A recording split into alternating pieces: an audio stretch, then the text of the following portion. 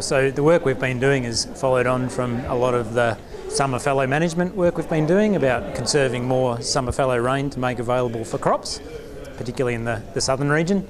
And what we found is that when we were storing soil water, we were wondering how we could better get value out of that and get more yield from our crops now that we had that stored soil water there, how we could change the system.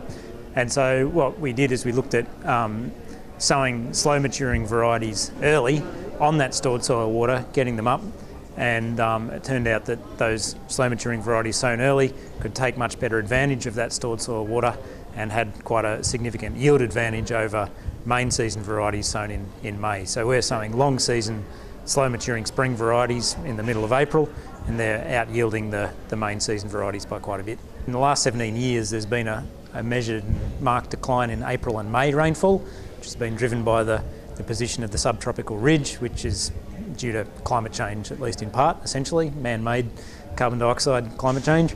And so what that has meant is that we have less sowing opportunities in that traditional main season period. We're not getting as much breaking rain or as frequent events.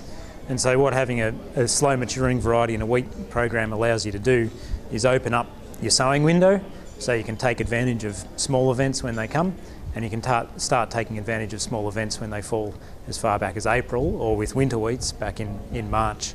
So and you can use those to even get crops up on rain that falls in February and March. There hasn't been a decline in February-March rainfall. That's, if anything, has increased. So you can start to use that to replace our traditional autumn break. The main reason for the yield difference is that slow maturing varieties, when you sow them early, are in the ground a lot longer, so their roots grow a lot deeper, so they're able to use stored soil water much more efficiently. They get more of it. They also lose less water to evaporation because they cover the soil surface faster, because they're developing at a time where the soil's warm and the air's warm, and so you pick up efficiencies there.